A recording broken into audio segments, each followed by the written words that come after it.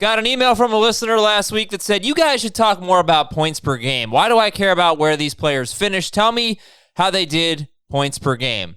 All right, good idea. Today's show is all about that. Some noteworthy point per game noteworthy notes from last year. Like Stephon Diggs and John Brown averaged the same amount of fantasy points per game last year. And now they're on the same team. What does that mean? Then we'll also compare Daniel Jones versus Kyler Murray versus Gardner Minshew and the points per game there. You're not going to believe who was last in that group. We welcome you to this show here on a Wednesday for us, a Thursday for you. Adam Azer with Ben Gretchen, Heath Cummings, and Jamie Eisenberg. And what's up, guys? How we doing, Jamie? Doing great. Had a great interview with Matt Ryan on CBS Sports HQ today. Very nice. He told us a lot of fun stuff about Hayden Hurst and Calvin Ridley and Todd Gurley. You should check it out. Give me like one juicy nugget. He said Hayden Hurst is cut from a different cloth, comparing him to Tony Gonzalez and Austin Hooper. He said he's a better athlete than those guys, at least what he's done so far working with him. All right. Ooh. Heath, who have you spoken to today? I'm wondering on this point per game thing, is this going to be like official points per game or Azer points per game? Mostly official points per game, but there are like, how can you take Daniel Jones's points per game and count week 1 when he threw 4 passes? So we're going to do like Gardner Minshew and Daniel Jones are going to be like actual games they played. Started. Yeah. Just started. Just started. Uh-huh. Well, both. I have both. But Started in America? Are you giving Gardner's London game? I count the London game, yeah. I know No, wait, that didn't even happen in America. Like we don't play games in London anymore. We don't need to count the games that happened in London before. Maybe they'll move the entire season to like a London bubble. You never know. We got more opt-outs to talk about today. Hot off the press is Nate Solder. Again, this is Wednesday afternoon for us. Giants left tackle. Has not been a very good left tackle, but a veteran left tackle nonetheless. Opting out. Packers wide receiver Devin Funchess has not been a very good wide receiver, but a veteran wide receiver nonetheless. Devin Funchess not opting out. Which one is a bigger deal for fantasy? Nate Solder of the Giants or Devin Funchess of the Packers? Ben? I guess Solder, yeah. I mean, as a starting tackle, I don't know that Funchess wasn't even necessarily going to play a ton. You know, there was a possibility he could have competed for the number 2 spot, but especially with a shortened offseason, I was expecting Lazard to be that guy. He already had developed a little bit of a rapport with Rodgers late last year. And Funchess didn't really get a ton of guaranteed money or anything. He got kind of a small contract. I don't know that the Packers were really relying on him being like the guy or anything. What do you guys think, Heath? Yeah, I don't know that these moves are not going to cause me to adjust my projections or rankings in any way. Okay. Jamie, is this bad news for Daniel Jones? And they could theoretically move their right tackle, Andrew Thomas, who was the 4th pick in the draft, over to left tackle, but he's a rookie with no mini camps or anything like that. They have, I think, Cameron Irving, who's a veteran from the Cowboys, who's just kind of a swing tackle. But you know, this is not good. How big of a deal is it for Jones? I don't think it's a huge deal for Jones. It's not great, but I don't think that Solder was going to make or break Daniel Jones this year. Obviously, having better protection helps. That goes without saying. But based on what Solder has done as a member of the Giants and the fact that they did draft someone as high as they did who has the pedigree that he has, I think that should allow for hopefully similar play, if not a potential upgrade. So for me, it's more Funchess because I now it kind of solidifies if you're in the Allen Lazard camp that he should be the guy there because of what else is around this receiving core behind Devontae Adams. And then if you're looking for a couple of sleeper options, Jay Sternberger becomes another one of these late round tight ends if you're looking in deeper leagues, as well as maybe somebody like we talked about earlier this week, Reggie Begelton, somebody, or Begelton, however you pronounce it. Getting an opportunity from the CFL, so Marquez Valdez-Scantling as well. So I think, you should be relatively excited if maybe you traded Allen Lazard to somebody in a dynasty league and had to part with him like I did to Heath. I said Cameron Irving for the Giants. Cameron Fleming would be the offensive lineman formerly of the Cowboys. Not that anybody really cares. That's all the opt-out news we got right now. We do have some other news and notes from around the NFL, and then we'll get into points per game. We are also one of 20 finalists for the sports category of the People's Choice Podcast Awards. If you're tired of me telling you this, we only have a couple more days. The nomination process ends at the end of the month, the end of the month of July. So please, please, please go to podcastawards.com/app/sign-up. Toggle down to the sports category. This is the last chance to nominate us. We've got the link in the top of the episode description. And there's apparently a pizza party versus Pick Six. Schrager, what's going on here? Yeah, winner gets a pizza party. We'll see if anybody's a finalist between us two, but we better beat out Brinson and those guys. How does a pizza party work in today's age? We each get a box of pizza, eat it over a Zoom, broadcast it. I think it sounds good. I'm going to guess, Heath, you, me, and Dave get to reap the rewards of the pizza party because we are technically still in the home base office. Schrager is not right now. Azer and Ben Gretsch get screwed because of where they live, but we can all take part in that if our bosses decide to purchase that. I've also somebody tweeted at us, will any of you shave your heads if as a result of the nomination? I said if we win, I would shave my head. So if we win the award, and I think he said he would do the same.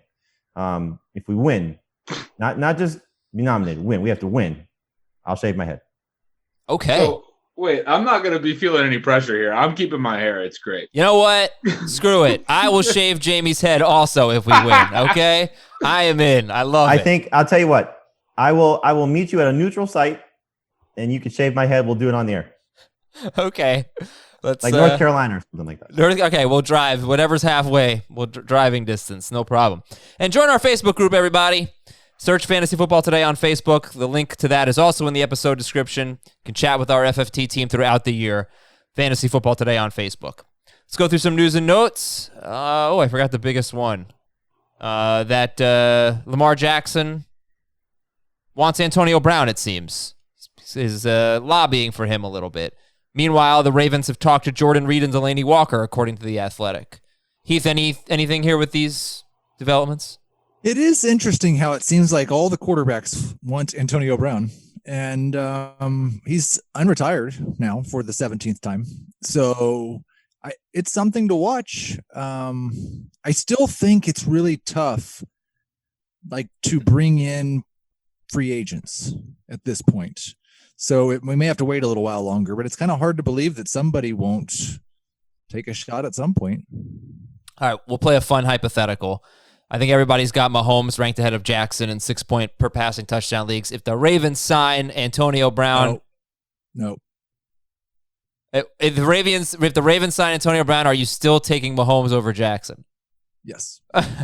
No, you're right, Heath. I was going to ask it the other way, but okay. So Heath says still Mahomes. Jamie, Ben, still Mahomes? Yes, and 6 points for passing. Yeah. Leagues. 4 points, I would take Jackson. All right. Let's see. Tua Tagovailoa has been cleared to practice. The Chargers signed Joey Bosa to a 5-year, $135 million deal. We talked about Alshon Jeffrey on the PUP list. Corey Davis is on the PUP list, and so is right tackle Isaiah Wilson for the Titans. Is this a big deal? Ben? It's not a good thing because they lost Jack Conklin. We talked about it a little bit yesterday, but Dennis Kelly is not a particularly bad replacement. It's just, and I think they're probably going to go with Kelly regardless. It's just, an extension of the fact that they lost Conklin this offseason. Their offensive line is going to be a little bit worse. What about the Corey Davis news? I memean, what do you want me to say? That's he wants fine. to say AJ Brown's even better. I mean, AJ Brown and Jonnu Smith. Hopefully the targets get even more concentrated for those two. Yeah, look, being on the PUP list at this point doesn't mean you're going to be. It doesn't mean you're going to be missing the first 6 weeks of the season or anything like that. You can always come off the PUP list. Got a long ways to go. I got 3 things for you. Uh-huh. Note. One, it was I think the Mercury News in their breakdown of the running backs of the 49ers suggested that if Jerick McKinnon is healthy, could be a threat to Tevin Coleman's job. Really? I found that fascinating to see. That's clearly just a writer speculating, but you never know how that'll work itself out now that Raheem Mostert has his deal solidified. The Akron Beacon Journal suggests that Jarvis Landry is a big concern coming back from the hip injury, which I think we could expect, but not on the active PUP list, which is a good sign for him. but something to keep an eye on with his hip injury. And then, we don't often get this. I was looking, for some stuff, doing some notes for the HQ show.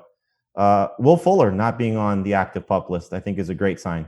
The fact that he's coming back from the hernia surgery, that he's going to seemingly be ready to go. So as we keep an eye on, is it Cooks? Is it Brandon Cooks? Is it Fuller, who's going to be the number one receiver there replacing DeAndre Hopkins? A healthy Will Fuller would be very exciting. It's bringing Ben to tears, the idea of a healthy... I have had a habit of getting something in my windpipe during shows lately. I have no idea why. We had a fun debate, brief debate. So we did, I think I mentioned this earlier, 5 guys to target, 5 guys to avoid. Dave and for Heath. Mine will be on Thursday. And Dave had Will Fuller as a player that he's avoiding. And so, he brought up the injury concerns and, his lack of consistent production. And then Heath, gave a little bit more credibility to Brandon Cooks, that he's not getting the respect I think he deserves, or that Heath thinks he deserves. And it was funny because Dave said he likes the fact that Fuller is going in round 6 and round 7. I think that's where Ben and I are sort of fighting for Will Fuller, and Heath and Dave are like, nope, I'm out unless it's round 8 or later. Yeah, it's gonna be it's gonna be a fun one. Absolutely. All right. Well, I do think that in our normal CBS ADP is at the 8-9 turn right now. And so I do think for a lot of people out there, one of the things I tried to clarify on HQ was I'm anti Will Fuller a lot of times on the podcast because it's a Will Fuller in the 6th round discussion. If people are able to draft him in the 8th round, I'm pretty okay with Will Fuller. I think that's the place where you take shots at your lottery tickets. Yeah, and I think for me, I always have to debate between Will Fuller and Brandon Cooks. What do you guys do there? I go Cooks. I go Fuller, and I just love that Heath had to close that by calling Will Fuller a lottery ticket, which is just such a gross misstatement. But what are you talking about? We can be reasonable about players and what they have been in the NFL. Okay, he's been injured. That doesn't make him a lottery. He's also been productive when he's been out. He had 2 games with more than 50 yards last year. I think by the time the year is over, if he plays 13 one of them was the biggest score single week. That's score. A lottery ticket. Yeah, you're not helping your case here, Ben. On a weekly basis, but that doesn't mean as a player he's a lottery ticket. As a pick, he's a lottery ticket. That implies that the guy might be a total zero. This guy might be a total zero. He had the best single game in the last 5 years last year. I know it's one game, but you can't just say that didn't happen. That was a 50-point fantasy game. A lottery ticket implies a huge upside. That is not a derogatory term. I think it's a fair moniker to give him, but I do think that if he plays 13 plus games, which doesn't happen very often, I think it's maybe happened once for his career, we're going to see a top 20, if not top potential 10 type of wide receiver. I think people you can call him a lottery ticket. I will accept that. Yeah, but people forget about 2018. He was more consistent in 2018. These were his non-PPR fantasy points: 17, 16, 10, 1 lottery ticket, 3 lottery ticket, 6 and 18. But that's 4 games out of 7 with double-digit fantasy points, 3 with 16 or more, 1 game with 6 catches for 68 yards. It's a perfectly fine game. 2 horrible games. But he was a lot more consistent in 2018, and I think people overlook that with Will Fuller. I think the thing is, though, he's been in the NFL for 4 years, and the year you're choosing to tout his consistency is a year where he played less than half the year, and in 40% of those games, he scored 6 or fewer fantasy points. He's not a consistent player. No one's saying. I mean, I certainly am not ever trying to argue that a guy with his ADOT and his boom downfield profile is a consistent weekly player. But you were saying in a draft sense that he is a lotto ticket, which is something I reserve for handcuffs, where you're just hoping that they have the opportunity. You're hoping that Will Fuller in year 5 produces the first good fantasy season of his career. That's a fact. So I would think 2018. I think 2018 was a pretty good season, don't you? I mean, it was only 7 games. Are you talking about per game, or are you talking about a full season? Well, I mean, we apply the 2018 season for a half a year for AJ Green when we talk about how good he could be. I don't know why we can't do the same thing with Will Fuller. Let's get a little 16-game pace, shall we? In 2018, let's see what it was. 73 catches, 1,150 yards, and 9 touchdowns on 103 targets. That's pretty good. He's going to be 120 targets if he's healthy. Yeah, well, that's a player. If Will Fuller gets 120 targets, he's worth taking in the 6th round, isn't he? Yes. Yeah. Heath? Yes. Yeah. Oh, yeah. Okay. Yeah, for All sure. right. All right, let's move on, guys. Top 10 at each position. I thought we'd go through this quickly and then talk about some of the kind of interesting points per game statistics. Let's start with, you know what? I'm going to get half PPR queued up for the other positions, but we'll start with quarterback, and if anything stands out with the top 10. Top 10 quarterbacks points per game. All right. Lamar Jackson 1, Matthew Stafford and Drew Brees are 2. Now tell me if you buy this. Drew Brees is really ahead of Matthew Stafford because Brees had that one game against the Rams where I think he threw 5 passes, something like that, and that counts. So Brees, I'm going to give Brees number 2. We cool with that? Yeah. All right. Yeah. You're still giving Stafford a top 3 spot. Yeah, which he's is a pretty 3. Big deal. He's 3. Well, I don't think that is fair because Ryan Tannehill, I believe we're counting like 2 or 3 games where he came in relief of Marcus Mariota. All right, I can try to do the math there. Tannehill's in the top 10. Jackson. All right, well, you're still giving Stafford a top 5 spot, and that's pretty good. Yes, I would do that. Brees, Stafford, Prescott, Watson, Wilson, Mahomes, Winston, Tannehill. Not even counting. 1, 2, 3, 4, 5, 6, 7, 8, 9, 10. Jeff Driscoll's 10. So after that, Matt Ryan. Matt Ryan will be 10. That's how good that offense is. Yeah. Jeff Driscoll and Wes Hills screw up the points per game so much. It's so annoying. Anything stand out there? Jackson, Brees, Stafford, Prescott, Watson, Wilson, Mahomes, Winston, Tannehill, Ryan. Stafford does because and we've talked about this, but his average depth of target was a couple yards deeper than it had been for several years. It was over 10 yards per pass attempt, much more vertical, much more downfield passing. It hadn't been higher than 8 since I believe it's 2013 or 2014, basically since the tail end of Calvin Johnson's career, as his top targets in the interim years were, Golden Tate and Theo Riddick. They're underneath guys. So new coordinator, Darrell Bevell, Tate and Riddick had moved along going into last year in the like 18 months prior. One was traded midseason, I believe, and then Riddick was the offseason after.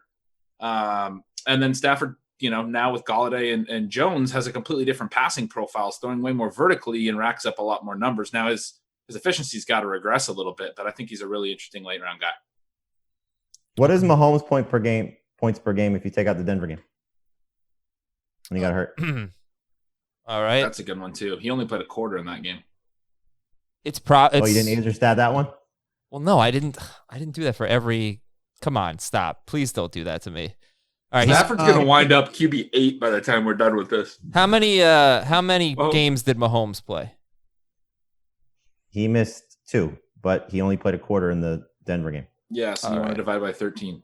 All right. Ryan Tannehill was at 26.2 fantasy points per game as a starter. And Mahomes was at 25.3 without the Denver game. 26.2 would actually have made him number 2. Ahead of, and then he averaged over 300 yards and threw 10 touchdowns in 3 playoff games. So that was cool too. Mahomes, not Tannehill. Yeah, Mahomes' first 3 games before the ankle injury, he was on pace for a better season than he had in 2018. Yeah. Okay. So the thing that stands out, I think, is that the number 2, 3, and 4 quarterback on a per game basis last year, no one's drafting in the top 8 at the position. Yeah. And that would be Tannehill, Brees, and Stafford? Yeah. Okay. That does certainly. Obviously, Brees is the one that's going to go first there. So yes. He'll be close to top 8, right? What is he going to be, 9 or 10? All right, cool. Let's go running backs here. Take a look at a half PPR league and running backs in 2019. Points per game. McCaffrey 1. This actually has Barkley 2. Zeke 3. Dalvin Cook 4. Derrick Henry 5. Kamara 6. Mixon 7. Miles Sanders 8. Kenyon Drake 9. Aaron Jones 10. That is interesting. Yeah, this doesn't make any sense. I had looked at the league. We actually talked about this last week. No, this is wrong. Derrick Henry was better than Dalvin Cook. This is wrong. Sanders, that has to be. It's wrong. It's wrong. Yep. It was still showing projections. These are stats. No, it was showing projections. I clicked the right thing. Okay, here we go. McCaffrey. Not my fault. Clicked the right thing. I did, I swear. McCaffrey, Henry, Cook, Jones, Zeke. Okay? McCaffrey, Henry, Cook, Jones, Zeke. Barkley, Eckler, Ingram, Wes Hills, Nick Chubb, and then Alvin Kamara is actually tied with Chubb for 10th. But you're You can doing draft a Lions running you're back. doing non-PPR. Should also be clear. Half PPR. This is half PPR. Half PPR. Half PPR. Understood. Henry was second in half PPR. Yeah. No, you go. Now you go. Okay. You want the list again? Which list? Yes. All right, here we go. Top 10, half PPR, points per game. McCaffrey, Henry, Cook, Aaron Jones, Zeke, Barkley, Eckler, Ingram, Nick Chubb, Alvin Kamara. I think that shows you the ceiling for Kamara. What do you mean? He was because he This was is so bad before, and he was still after what he 10th? played through. Yeah. Okay. Great. Wide Henry receiver. was. We've talked a little bit about Henry. I think it's notable that he was very, very close to Cook, and not way ahead of like Jones or Zeke or Barkley. I mean, yes, he was RB2, but I still question his upside with the lack of receiving. He was only about a point in half PPR, only about a point higher than RB5 at RB2. And he gets drafted, like RB6 or RB7 right now after that monster season. I feel like that's closer to his ceiling, trying to repeat what he did last year. He was nowhere close to McCaffrey, the RB1. I would argue that every running back that's drafted in the top 6 is being drafted closer to their ceiling. Sure. Wide receivers, Michael Thomas, Chris Godwin, Mike Evans. How about that? $2 at 2 and 3 overall. Julio Jones, DeAndre Hopkins, Devontae Adams, Cooper Kupp, Kenny Golladay, Tyreek Hill, and Devontae Parker. Again, it's Thomas, Godwin, Evans, Julio, and Hopkins. A little surprised to see Julio and Hopkins at 4 and 5 in what was a down year for them. Devontae Adams, Cooper Kupp, Kenny Golladay, Tyreek Hill, and Devontae Parker. It was a down year for wide receivers. People don't remember how good Cooper Kupp was in the first half. I mean, I don't remember it. I don't know if I'd talk about it enough. He was phenomenal, and he finished top 10 for the full season because of it, even though late in the year he wasn't even necessarily playing a ton. Kupp in the first half and Woods in the second half. Totally. Yep. Yeah, Kupp first 8 games, top 3 receiver, 792 yards, 5 touchdowns on 87 targets. He had the second most targets in the NFL, the second most receiving yards among wide receivers. Behind Adam, do me a favor. Thomas. Azerstat, Devontae Adams. Take out the first 3 games. Why? He played those games. I know, but things really changed for him from week 4 on. I think I have those already in my notes. You know me. Because he had double-digit targets in all but 1 game coming back from the injury. How about Michael Gallup at wide receiver 15? I know he only went to 10, but I'm looking at it. He's at wide receiver 15 in points per game. We've talked about how good he was when he played. Man, he doesn't go anywhere close to that. He's another guy. Like, I think, we keep talking about the veteran running backs. Him, Yeah. Cortland Sutton, these guys that we think are going to be impacted by the rookie wide receivers. These guys are locked in with their quarterbacks, Yep. and I think you have to take that. Like, I moved Gallup up. I had him probably a little bit lower than I should have, but I moved him up about 10 spots after the preseason games were ruled out. So I am curious. Tyreek Hill, because he had 2 games where he basically did nothing. Yeah. 184. I mean, you got to Azerstat all these guys out. yeah, no, Yes. look, this was not the point of this exercise. Devontae Adams kind of interesting what happened when I had he came those back. numbers, Heath, before 15.6 per game and a half PPR for Tyreek Hill. which should be right on line with 2018 for him. 15.6 would make him like No, it's 8th-ish not. with like Allen I Robinson. don't think that's right, Heath. Maybe it's not. Okay, Is his please numbers- let me Maybe it is. let me get back to this. Devontae Adams Yes. in his last 8 games after the injury, came back from the injury. This was his pace: 116 catches, 10 touchdowns, 182 targets, but only 1,238 yards. Only 10.7 yards per catch, only 6.8 yards per target. It's very interesting. Now, he crushed it in 2 playoff games. He had over 130 yards in both games, 11 targets in both games. But do we make anything of that? I mean, 116 catches, but only 1,238 yards for Devontae Adams. That was his pace anyway in those last 8 games. It's just noise. I mean, if you look at the last 3, there were 3 games in a row over 90 receiving yards. So, yeah, I mean, he's got enough volume that it probably doesn't matter. But that was kind of my argument last year, was that if he didn't get the 10 targets per game, He's at 7.5 yards per target for his career. That's average, slightly above average. He was 7.9 last year, which actually slightly above his career rate. Like, he needs a ton of targets to have good yardage. I'm just going to read the top 10 at tight end, and then we're going to move to the interesting stuff. Kittle, Kelsey, almost tied. Hooper, Andrews, Ertz, Waller, Ingram, Cook, Disley, and Hunter Henry. All right, let's talk about this. 3 rookie quarterbacks last year, Daniel Jones, Kyler Murray, and Gardner Minshew. They basically all averaged the same amount of fantasy points per game. Minshew was a little bit behind Jones and Murray, who were practically tied, but Minshew had 2 games that he didn't start. Jones had 1 game that he didn't start. So if you take away those games, it was actually Jones 1, Murray 2, Minshew 3, but all of them pretty close. And if you just want to look at what their paces were, Jones had the best passing stats.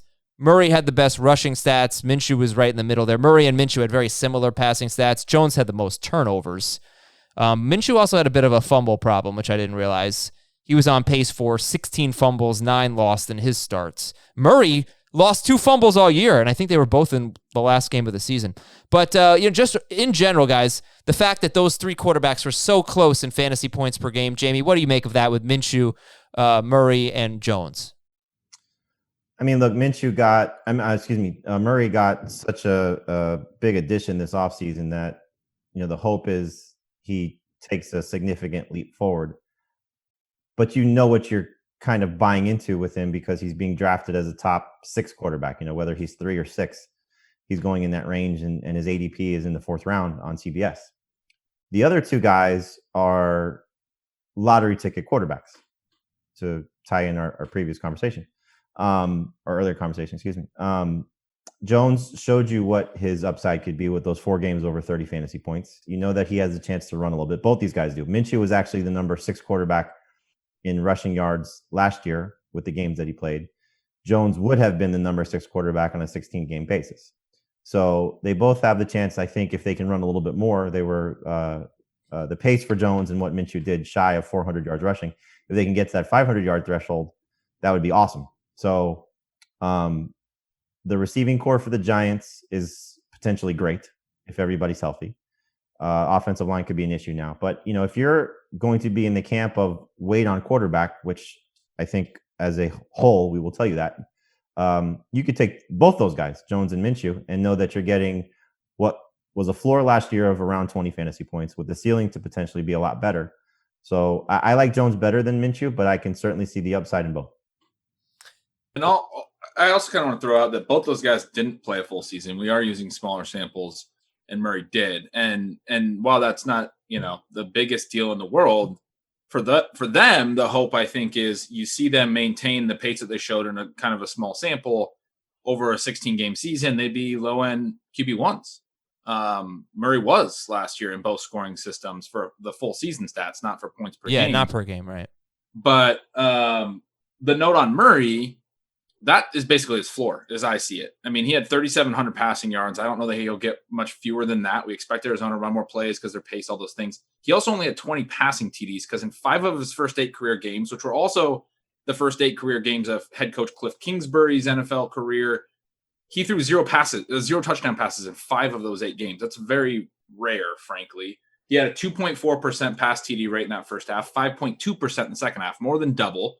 I'm not saying he's going to be 5.2% forever, but we did see in the second half of the season, they figured some things out. And I would expect his full season pass TD percent of 3.7% from last year to rise a little bit. Maybe not all the way up to 5.2% like the second half number, but to be better, I would expect him to throw more than 20 TDs and throw more passes and more yards. And he has Hopkins, and that rushing gives him that back end QB1 floor already. Last year, he showed it with bad passing numbers. Yeah, it's just, I think this illustrates we're drafting Kyler Murray to take a massive, massive leap. And we're drafting Minshew and Daniel Jones to be worse than they were last year. Like, based on ADP, that's what the ADP would tell you is we think Kyler Murray. I just made a really good case that we're not drafting Kyler Murray to take a massive leap. I think he's the number 3 or 4 quarterback in ADP, number 3 or 4. And like, he's that's actually a massive on CBS, leap. he's the 7th quarterback. which 7th on CBS. Okay. Yeah, because Josh Allen's was ahead of him. But even at 3, it's the same point you made with the running backs. You're drafting them near their upside regardless. The point I'm making is he was QB 8, I think, in full season last year in 4 points per passing touchdown, and then QB 10 in 6 points. And that was with completely unsustainable passing numbers, right? Like the volume should go up and the efficiency should go up if you really look at his passing. So what's his floor? Is his floor really that low? Because if he's going QB3 and 4 point per passing TD leagues, like the NFC where he is, and he was QB8 in that scoring system last year, and that's, basically his floor, as I'm like, how much of a leap are we really saying he has to take? Well, to be better than like about 100 fantasy points. Like we're drafting me better than Dak Prescott and Russell Wilson and Deshaun Watson. Just by comparison, again, this is CBS ADP, so take that for what it's worth. A lot of our drafts have not happened yet. But Kyler Murray is going as the 7th quarterback off the board at 47.1. Gardner Minshew is going as the 29th quarterback off the board at 168.6. Well, it's too low for Minshew, 29th. That's wild. But none of us have he's not going to rise that much. I mean, he may get to QB 20. Oh, he's 25 or worse basically everywhere. So I don't know. Right. So he'll change a little great bit. Value. Yeah, he's a great maybe value. the 20th quarterback. Maybe. Okay, but do we have a problem with people drafting Kyler Murray to reach his ceiling? Sixth or 7th, no.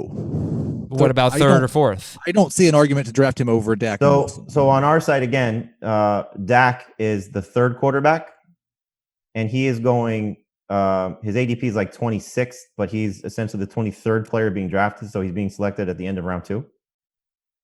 We can't really go by this, can we?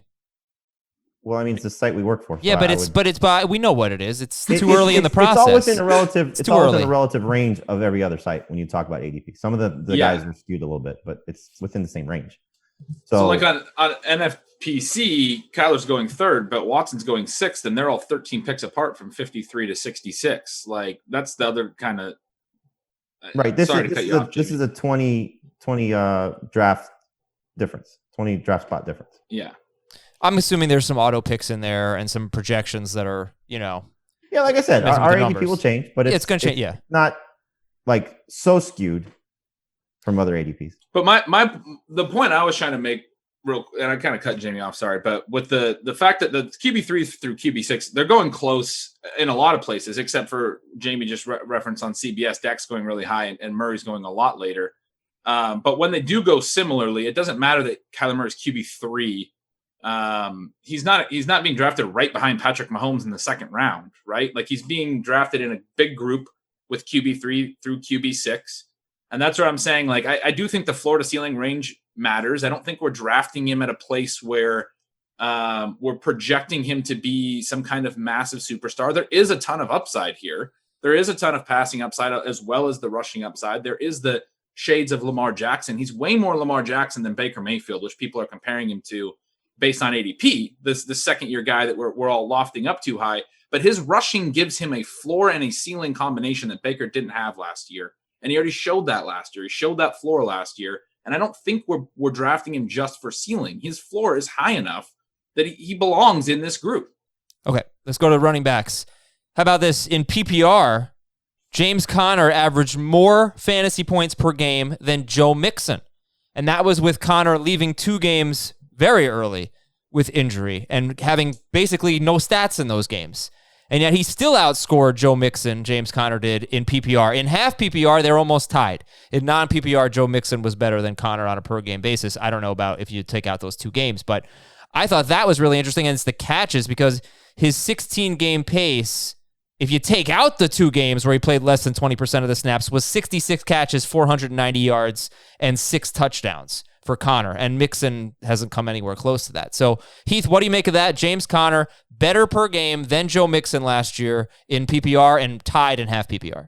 I am the wrong guy to ask because I don't have Joe Mixon as a 1st-round pick, and I think that there's just some hope based on Joe Mixon's skill level that the Bengals will use him in a way that they haven't used him yet in his career. Well, I mean, his final 8 games, they used him that way. Well, they didn't throw to him that way. He just had really good rushing efficiency. Well, he had the most carries in the NFL too in that stretch. Well, I mean, also, but Adam, if you're going to 16 take out catches. some games, Mixon left week 1 with an ankle injury and wasn't healthy in week 2. Oh, you're right. He wasn't healthy. And that was the thing. He played a lot of the first half with an ankle injury. But in PPR, the catch difference for Mixon and Connor is fairly significant. You're right. I probably should have taken out week 1 for Mixon. But I mean, look, I'm a Joe Mixon fan. I don't know where Ben comes down on this. I know you kind of have gone back and forth with the holdout news earlier. I don't know if we've talked about it since then, how you feel about Mixon. So jump in at any point. But I'm looking at him in the same type of player with a higher receiving potential, like a Derrick Henry, like a Nick Chubb, like a Josh Jacobs, guys that are going to be high volume rushers and maybe take a step forward in their passing game numbers. So Mixon was, basically in the final 8 games around 3 catches a game. He had a couple 4-catch games. He had a couple of no-catch games, so he's going to not necessarily take that huge leap. I think we kind of look at that 50 number as something that if a guy can get to 50 or more, like Zeke has done the last 2 years, if they're able to be an elite level rusher, they can be a first round pick. So I don't think, and again, as a Mixon guy, I'm not going to say he's a better pass catcher than James Conner. That's stupid. But factoring in health and factoring in what Mixon should be able to do as a rusher with less competition. I mean, the Steelers, the fact that they brought in Wendell Smallwood could be a special teams move, could be a concern about, is Connor at some point going to opt out because he's a cancer survivor? He says he's not, but you never know. I just don't know. But they've added competition to that backfield each of the last 2 years. I feel more comfortable with Mixon. But this isn't an anti-Connor thing. Like, I think Connor as a pass catcher could be great. Well, listen, I gotta clarify here. I'm not saying, when I give that first stat, I'm not saying Daniel Jones and Kyler Murray are the same. And I'm not saying that James Conner and Joe Mixon are the same. I understand why people are taking Mixon. I just think that stat is very interesting, that maybe there is some value that we're not seeing. It's a way to evaluate these players and what they did in PPR last year. And I think it's worth saying this wasn't a 1-year thing with Connor and Mixon. The year before, Connor scored 40 more fantasy points and played 1 less game. And Connor was being drafted ahead of Mixon last year too. Yeah, it's interesting. If Connor gets that roll back and he's a feature back, and the Steelers, we talk about 50-catch running backs. Steelers almost always have a 50-catch running back. Sometimes they have like an 80-catch running back with Le'Veon Bell. I just thought this one was worth bringing up. I'll give you the last word, Ben, on Connor and Mixon. Oh, I agree with Jamie that the Steelers bringing in more competition matters. I mean, when Connor was really great in 2018, Jalen Samuels was a rookie, and Benny Snell and Anthony McFarland weren't on the roster yet. So they have a completely different running back room than 2018. And I agree with Heath on Mixon, where it is hard for me as well to project this big receiving role when he essentially never played more than 75% of the snaps, which is kind of required for a 3-down first-round running back. He did it, I think, twice all season. Even when he was getting those tons of rush attempts late in the season, wasn't playing enough on passing downs for me to really like him in the first round. He's a tough one. He's a tricky one. One thing I will note on him, though, is Zach Taylor gave him 25 carries inside the 10 last year. He only scored 5 touchdowns there. He's not yet had a 10 TD season, but Taylor showed that he liked to use Mixon there. So if the offense improves, he could have a lot more touchdowns this year than we saw the last couple of years. Only 16 catches in those last 8 games when he was the number 4 running back in fantasy. He had 177 carries, but only 16 catches. Next running back stat, Marlon Mack. Let's take a look at Marlon Mack and maybe see how it relates to Jonathan Taylor. Where has he finished per game each of the last 2 seasons? In 2018, it was a really good year for him. He was 12th in non-PPR and 19th in PPR. Marlon Mack last year was 14th in non-PPR and 23rd in PPR. And he was on pace for 260 carries in 2018 and 282 carries in 2019. So talking about a guy who's getting 16, 17 carries per game, and he can't crack the top 15 in PPR. Didn't crack the top 10 in non-PPR. This guy just very rarely catches the ball. Jamie, what does this stat mean for you with Marlon Mack? And Jonathan Taylor, how it relates? Ben is probably the better person to ask about this because of the superior athlete that Taylor should be compared to Marlon Mack and what he should be able to do with those touches. I don't think that Taylor is going to come in and all of a sudden become a significant factor in the passing game. It just doesn't make sense with what they have on their roster and how he's performed as a collegiate player. I mean, he's a better receiver than people give him credit for. That goes without saying. But are they going to force him into that role with an aging quarterback, with a pass catcher in Nyheim Hines, with a gadget player in Paris Campbell that can line up in the backfield? And Marlon Mack was used a little bit more as a receiving option as a rookie than he was his last 2 years. So I think we could see, Taylor take advantage of what this offensive line is and what those rushing opportunities should be to be a better player. I know that's what Ben is hoping for, but Mack is it's funny because like I hate pooping on Mack because I think he's been a good fantasy option for us. He's just not a guy that's going to go to that next level, So yeah, that's where I think Taylor comes in. The only thing I would say in defense of him is that it is interesting that he's been a top 25, even PPR back, playing 45% of the snaps most weeks. Like he's not a guy that has played. It seems like he might be able to be a top 30 guy if he plays 45% of the snaps still, and he's being drafted as like a number 40 running back. What I think of Marlon Mack all the time? Like Joseph Adai was a good running back. I don't think he was ever great. And I feel like Marlon Mack's like kind of the same type of player. They're different guys, but in terms of like perception, like you would always draft Joseph Adai going, well, he's Peyton Manning's running back and the Colts offense is really good. Marlon Mack was Andrew Luck's running back. He's putting up good numbers, especially, last year, the offensive line, whatever, blah, blah, blah. But I just feel like if you get a player of Taylor's caliber and what he can do in this scenario, you're going to be a lot happier if those numbers go to what they potentially could be. And I'll say, you guys have all heard my thoughts on Taylor, but to Heath's point about Mack, if I wasn't drafting so much Taylor, I'm kind of fond of him. If I wasn't drafting so much Taylor, I would probably be drafting more Mack. He's weirdly underpriced. And part of my whole take on Taylor is I like the setup for this backfield. I like the fact that their offensive line is so good. I like the fact that their schedule in the first half is so soft. Yeah. And I think there's going to be enough running back touches for Taylor to get some, but I still think there's going to be plenty for Mack to get some. So I agree with Heath. He could very easily beat his ADP. I think when you look at the if stats, there was no Taylor, I don't know where you guys have Mack. He'd be top 15 easy for me. He'd be way up there, yeah. Not in PPR though. Maybe not He'd quite be close. PPR. Well, I just said though, like he hasn't been that on a per game basis each of the last 2 years. But this is my point. If I told you I'm giving you a running back that in 2 seasons is going to average 4.7 and 4.4 yards per carry and get like 16 and a half and 17 and a half carries per game both years, and he's still not going to be a top 15 PPR running back, that tells you just how valuable catches are for running backs. Not just the catches, but all the yards and all the production that comes with it. I thought that was pretty interesting. And while we're on Mack, I want to give one stat on Mack that I think is a really interesting one. He played, I got to pull it up really quick, but he played, I believe it's 60+% of the snaps. He played 14 games last year, and in the first 7, I think he played at 60+% of the snaps in all of them. And then in the last 7, I think he only did it 1 time. I'm just going to confirm that real quick. And people say this because he had nagging injuries. He actually broke his hand in the second half. He did not have a nagging injury in the second half. His ankle injury was in the first half when they were using him heavily. And that's the one game he didn't hit 60% of the snaps in the first half. He left with an ankle injury, and he was on the injury report the next week with an ankle injury. Second half, he broke his hand. Presumably, when he came back, he was healed up from a broken hand. It wasn't a nagging injury. But yeah, the stats are in 7 games in the first half, over 60% of the snaps 6 times.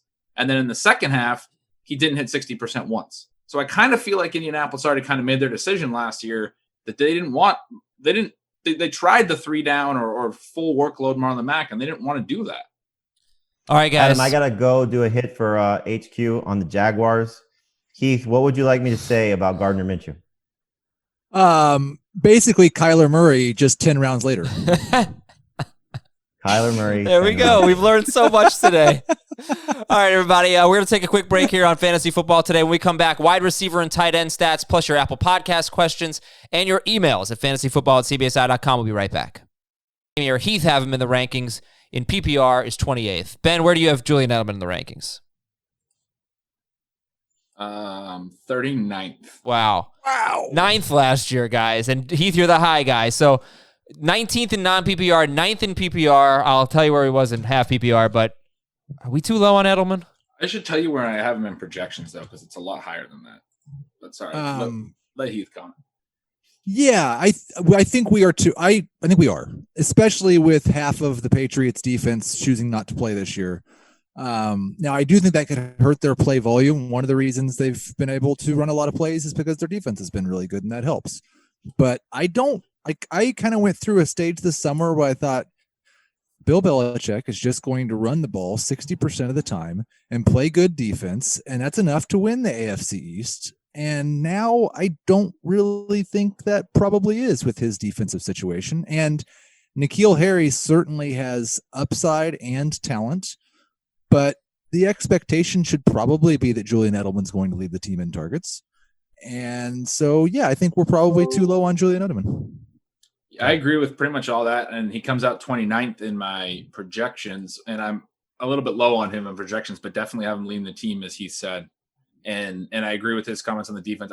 When I did this projection, I had them a little bit more run heavy for those same reasons. And now I probably have to reconsider that because they've lost some key pieces on D.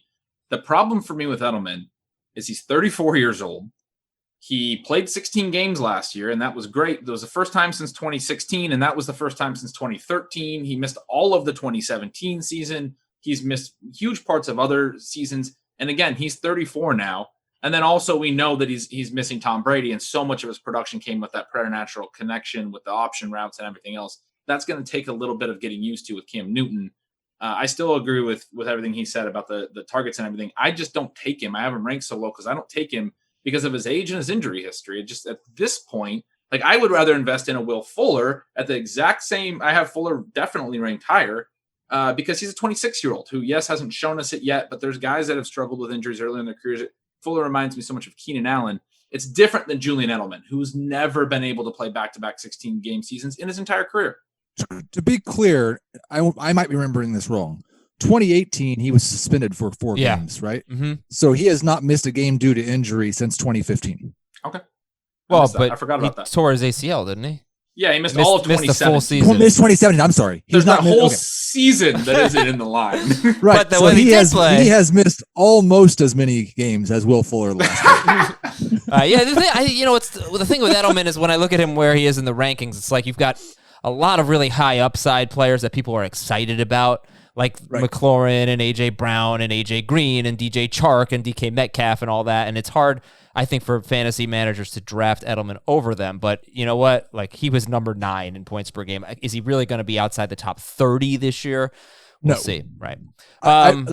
We're too low. I will be moving him up a little bit more in PPR rankings. And certainly in points per game, he won't be outside the top 30. I'm probably way too low on him too. And I was raising my hand when you were saying that about those upside receivers. All right, then let's go to Diggs and Brown. Let's go to the Bills. Stephon Diggs and John Brown averaged the same amount of fantasy points last year in non-PPR. Brown a little bit better than Diggs in PPR. So what do you make of that? Are you just trolling, Ben? Or is this just like a little cookie you're throwing me? I have no issue with this whatsoever. Diggs was clearly pigeonholed last year. He led his team in targets by like 20. They just didn't throw it all. The Bills will throw a little bit more, but not a ton more. But he is the far superior receiver to John Brown. He can do it at all depths. John Brown's a deep threat. John Brown was very good last year. Should have been even better, but Josh Allen missed him on some deep shots. But Diggs is going to be the number 1. They didn't trade a first and 3 other draft picks to make Diggs an even keel with a deep threat that weighs like 175 pounds. So we think that Diggs is going to go back to his pre-2019 role, right? No, I think it's going to be a combination of both because they pigeonholed him in 2018 too. The Vikings misused Stephon Diggs is my take. Okay. And the Bills didn't trade what they traded for him to misuse him. That's the other part of my take. It should be noted they scored the same amount of fantasy points in non-PPR, and Brown had 21 more targets than Stephon Diggs. I think follow-up question would be... I would say the earning targets the skill. But Diggs led his team. They both led their team in targets. His team by a ton, yeah. So the follow-up question is this. Does Stephon Diggs have number 1 wide receiver upside when you consider not a lot of passing yards in this offense, and John Brown is just probably better than people give him credit for, you know?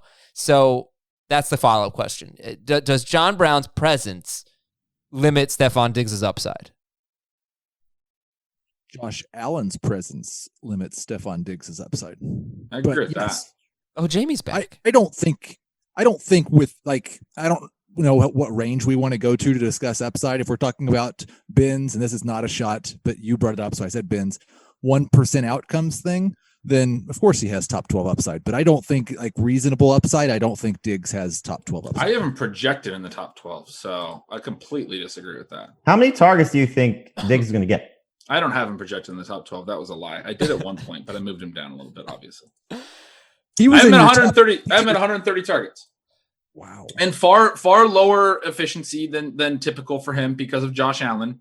But yeah, I mean, I think it's as simple as what role do you think he's going to play? I think he's going to come in and take a lot of Cole Beasley's short and intermediate targets. Beasley had over 100 targets last year for the first time in his career. He's great. He's fine, but he's a 30-plus-year-old slot receiver who's never done what he did last year. And then I think he's going to also take plenty of the downfield shots, and he was the most efficient downfield receiver in the NFL last year. He was a lot better quarterback. 40 more targets in this offense than he had a year ago. Yeah, because I think the team's going to throw more too. But yeah, absolutely. I just saw it as like, well, John Brown's kind of earned a big role. So I don't, how many targets do you have John Brown getting? We'll just wrap here. You have 130 for Diggs. What is it? 102. All right. He had 115 last year. All right, Jamie, he's our last wide receiver stat. Sterling Shepard in PPR. Sterling Shepard averaged more points per game than Courtland Sutton. Non-PPR, it was flip. Sutton was better, but Shepard was actually on pace for 91 catches. How do you feel about that? Shepard better per game than Courtland Sutton in PPR. I love Sterling Shepard this year. He averaged, I think it was like 14 PPR points per game in the starts that he made with Daniel Jones. I think it was 7 games that those two guys played together. In 6 of them, he had 9 or more targets. We talked about this again on HQ. One of the guys Dave is targeting is Darius Slayton, and he's going 5 spots ahead of Shepard, about 5 wide receiver spots ahead of him, 10 spots overall on CBS Sports ADP. I almost think that Shepard is the better player. For me, he's a better player in PPR. I could see if you're trying to hit a home run with Slayton. To me, he's a lottery ticket type of receiver, more so than Will Fuller is. But Shepard he's the 49th receiver off the board on our site. That's just amazing. So I think Shepard is look, the injuries are a problem. He's banged up last year. Again, the same argument you can make about Slayton. This was, one thing he said in arguing Slayton's upside is that, most of the numbers that he put up last year, he did without Shepard on the field, Tate on the field, Ingram on the field, and Barkley. When all those guys are together, it's hard, I think, for all these guys to stand out to maybe the level that they can. But Shepard, he doesn't have the same type of ceiling that Courtland Sutton has, but he's certainly the better value. Okay. Tight end's kind of boring. 2 tight end stats. George Kittle was number 1 in points per game. People should know that. Very, very similar to Kelsey, but he was without better. touchdowns, too. Oh, yeah. Oh, Kyle Shanahan is bad for touchdowns. He has been. I don't think anyone's had more than 5 in 3 years in San Francisco receiving touchdowns. Jared Cook was 5th in non-PPR, 10th in PPR. I've got one for you. All right, cool. Jason Witten averaged more fantasy points per game last year than Mike Gesicki. Okay, now we're trolling Ben. I like Blake Jarwin, so cool. That was a Blake Jarwin. The more I think about Blake Jarwin, the more excited I am. Yep. Yeah. All right, Apple Podcast questions.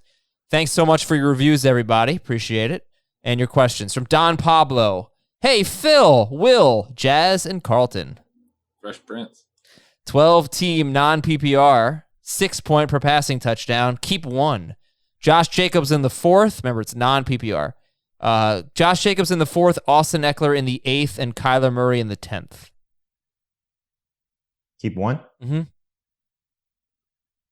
I would keep Eckler. Either Eckler or Jacobs. I don't think you keep a QB in the 10th in this situation. I would keep Jacobs. I think I might take Jacobs too. From Amarvi, is my Superflex Dynasty team win now, or should I stock up on future picks? If so, who should I trade away? He has Daniel Jones and Tua. He has Ronald Jones, Sony Michel, and Kenyon Drake. Let's change the order of these, right? Give me Drake first. It is not win now. Courtland Sutton.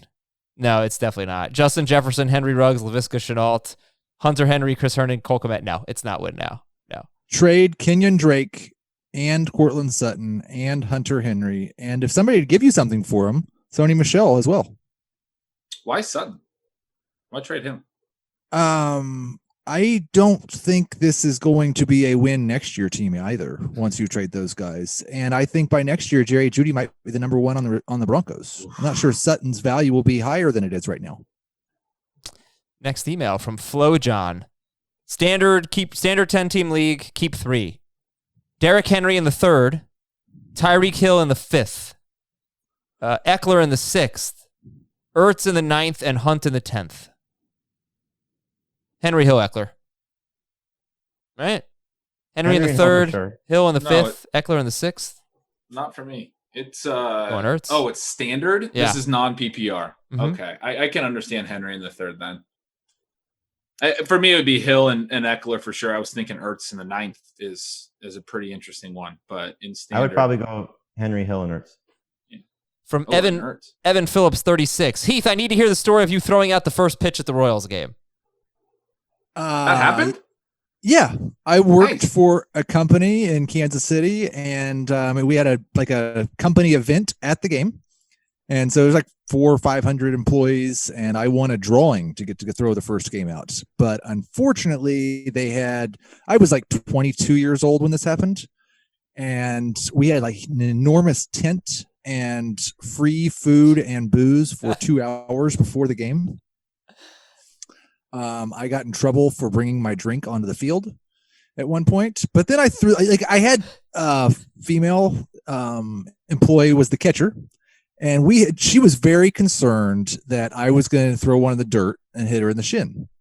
And so we made an agreement.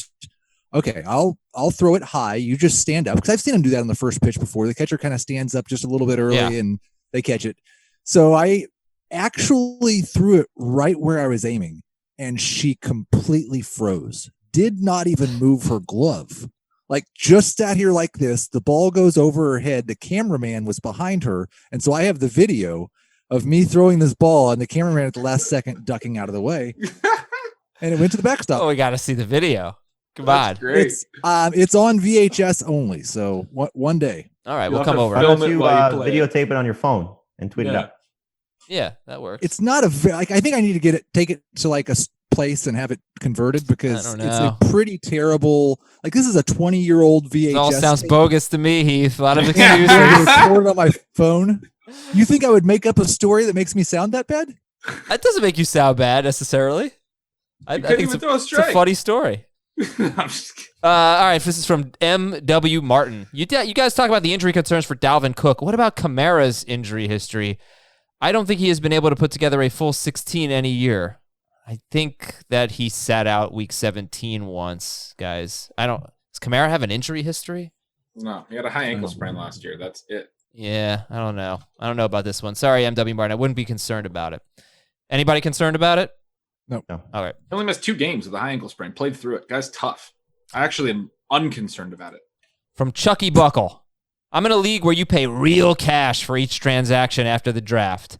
Most teams carry at least 2 at each position. With this format, would you be more likely to draft the early, more guaranteed quarterbacks and tight ends and less likely to stream? Certainly would be less likely to stream. Yeah. Yeah. Make a move every week. Jamie and I played in a league like that, a baseball league. Yes, I with the same person, James Questel, our former Fantasy Football Today producer when the show first started back in 2007. So it's a football league that I help him with, and the decisions are tough, especially when you're getting to the point in the year where you're got to decide, are you going all in or are you staying out to protect your finances? So it makes it challenging. You see a lot of teams that will not make transactions early in the year just with the, hey, this guy might be good. It's got to be something that's, pretty close to a sure thing, or you really need a player. That's going to do it for today's show. We've got Ross Tucker coming on tomorrow's show. Very much looking forward to that. Thanks so much to all of you for listening. Hope this was a helpful show for you. And we got position previews coming up next week. Can you believe it? Next week. For Jamie, for Heath, for Ben, for the other Ben, I'm Adam. We'll talk to you on Friday, everybody. Have a good one. Want more of the Fantasy Football Today podcast and nonstop year-round fantasy advice? It's simple. Hit the subscribe button and hang with us all throughout the year.